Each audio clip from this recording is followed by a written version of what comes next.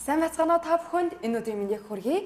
Хязгааргүй сэтгэгчид баг 100 хойд Азийн орнуудын инх тайван хамтын ажиллагаанд оролцох залуусын оролцоо сэдвээр хэлэлцүүлэг өрнүүлэхэд бэлэн боллоо. Тэр энэхүү 100 хойд Азийн орнуудад энэхүү бүс нутагт ямар орон харьяалагдсан бэ гэхээр Хойд Солонгос болон Өмнөд Солонгос, Монгол, Тайван, Хятад гэх орнууд харьяалагдсан орчин юм байна. Мэдээж энэхүү орнуудын бүх асуудлыг дэвшүүлж ярина гэвэл хугацаа маань хэтэрхий давчив байгаа. Тиймээс би төвлөрөх ёстой асуудал болон дэд асуудлуудыг гаргаж өгч байгаа. Мэдээж яг энэхүү орнуудынхаа хүрээнд тодорхой хэмжээний мэдээллийг цуглуулж судалгааг хийсэн байгаа. За үүнийхээ талаар дэлгэрэнгүй танилцуулах зүйтэй болов уу? За мэдээж яг энэ бүс нутгийн орнууд бол улс төрийн дэглэмийн хувьд болон эдийн засгийн хувьд бол харьцангуй байдаг. Жишээ нь яагаад харьцангуй болгож байгаа юм бэ гэхээр тухай хоёр улс их орныг онцлж ярих нь зүйтэй. Жишээ нь Хятад улс бол арчилсан бус дэглэмтэй. Гэхдээ эдийн засгийн ажилтнууд хөөхөн боломжтой байх хэрэгтэй байна гэж заагаад өгсөн. Тэгэхээр яг энүүгээр юуг харуулж байгаа юм бэ гэхээр яг энэ магадгүй сунгаж авсан зам нь өнөөдөр эдийн засгт хөгжлөөрөө тэргүүлэх боломж болж байгаа. Тэгтэл Хойд Солонгос маань яадаг гэхээр хувийн өмч байхгүй бүгд бол нийтийн өмч. Дээрээс нь амьдрах газраа өөрөө сонгодгүй хөгжмөр арчилсан дэглэмийн хамгийн хатуу хэлбэрийг бол бид бүхэнд сонгодгоор үзүүлж байгаа гэж тэгэхээр буруудахгүй байна. Тэгэхээр улс төр эдийн засгийн хувьд энэ харьцангуй ойлголттой залуучууд хэрхэн хамтрах вэ? Яг энэ дээр олон улсын эрх зүйн бие даасан субъект гэдэг энэ улс их орнууд тэнцүү буюу тэнцвэртэй оролцох арга замыг хайх нь илүү үр дүнтэй гэж үзэж байна. Тэгэлгүй яг уу. Тэгэхээр бид өнөөдөр яг улс болгоныг тэнцвэртэйгээр хөндлөж чаддаггүй гэвэл энэ өөрөө бас асуудалтай. Хамгийн энгийн жишээ юм бол бид Хойд Солонгосыг өнөөдөр хорих лагераар нь л мэддэг. Нөгөөлний хатуу дэглэм, чанга дэглэм гэж ярьдаг. Гэтэл яг үүндээ өнөөдөр Хойд Солонгос цөмийн зэвсэгтэй байсныхаа үр дүнд өөрсдийнхөө улсыг их тайван байлгаж чадчихэдэг. Үүний хамгийн энгийн жишээ бол Тажикстан улс өнөөдөр өвнөөсөө олоод газар нутгаар өгчихсөн байна. Харин Хойд Солонгос цөмийн зэвсэг байдаг учраас тэр ор өнөөдөр газар нутгаасаа өгөөгүй харин их тайван бол дотроо зарлчихсан байгаа.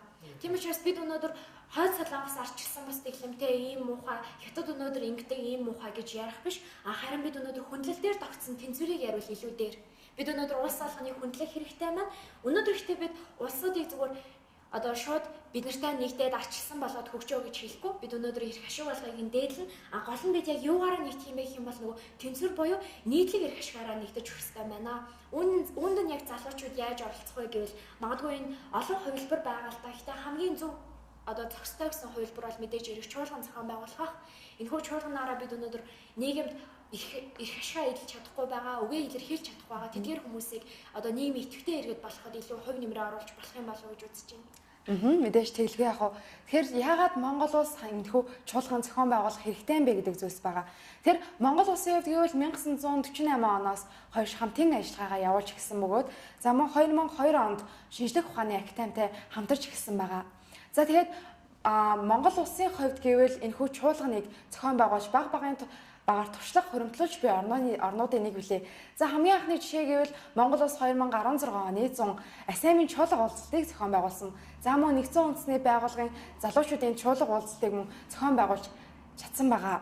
За энэхүү чуулганы зорилго нь яг юу юм бэ гэвэл улс орон өөрийн түүхэн замналтай байдгийн адил өөрийн гэсэн онцлогоороо хөгжих хэрэгтэй.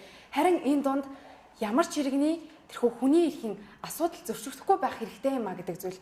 Тэр бид энэхүү чуулганыг 2017 оны 8 дугаар сарын 20-ны залуучуудын өдрөөр зохион байгуулахаар төлөвлөсөн байгаа. Эхний өдөр яг ямар зүйлсийг ярих хэрэгтэй юм бэ гэхээр хөгжлийн бэрхшээлтэй иргэн. За үүн дотроос хараагүй хүмүүсийн сурч боловсрох эрхийн талаар бид нэр асуудлыг хэлэлцэж гарц гаргалгаа гаргах байгаа. За хоёр дахь өдөр яг ямар асуудлыг ярих хэрэгтэй юм бэ гэхээр яг энэхүү тухайн бүс нутгийн хүрээнд яг одоогоор тулгарч буй асуудал. За үүнийхээ талаар ямар арга замыг гаргаж ямар зүйлийг илэрхийлж болох юм бэ гэдэг зүйлсийг илэрхийлж өгөх зүйтэй байгаамаа. За харин дараагийн өдөр яг ямар зүйлсийг хийж өгөх зүйтэй юм бэ гэхээр энэ бол соёлын солилцоо байгаа. Тэгээ соёлын солилцоог нэвтрүүлснээрээ яг ямар үр дүн гаргаж ирэх юм бэ гэхээр энэхүү улс орн маань илүү нэг нэгэндээ нээлттэй болж нэг нэгнийхээ тэрхүү соёлтой танилцж эхлэж чадах юм байна. За энэхүү чуулганыг зохион байгуулснараа дараагийн боловсруул, эрүүл мэнд. За цаашлаад улс төр маш олон түншлэлийг бий болгож чадах байгаа. За мэдээж дэгийн үгэн дээр сая гарлаа штэ түншлэл гэдэг хамтын ажиллагаа бол нэг тухайн асуудлыг шийдвэрлэж зогсдог. Түншлэл гэдэг юу вэ гэхээр байнгын доктортой хамтарч ажиллах гэдэг. Тэгэхээр яг энэ бүс нутаг дээр өнөөдөр үүссэн цаг хугацааны хувьд магадгүй халдвар төвчин ч гэдэг юм уу те эрсдлийн хувьд үүссэн зүйлсийг бол бид нэр түншлийнхаа асуудлаар зохицуулах бүрэн боломжтой. За тэгээд ямар хүмүүсийг оролцох вэ гэдэг бол илүү их одоо сонирхлыг татаж эхэлж байгаа. Тэгэхээр Монгол улс бол засаг захааны нэгжийн хувьд болохоор 21 аймаг 9 дүүрэгтэй. Тэгэхээр 30 шилдэг залуучуудыг бид энэ 5 баг болгож одоо зохион байгуулагч орны хувьд бол оролцсон доо. Харин зочноор ирж байгаа улс орнуудын хувьд бол 2 багтаагаар одоо энэ эхний өдөр, 2 дахь өдөр, 3 дахь өдрөө бол танилцуулга, чуулганд оролцоод илүү үр дүнтэй байхаа гэж бодож байна. За баярлалаа. Ингээд Хязгааргүй сэтгэгчид багийн төсвийн танилцуулга үгээр өндөрлөж байна. Анхаарлаа шагнасанд баярлалаа.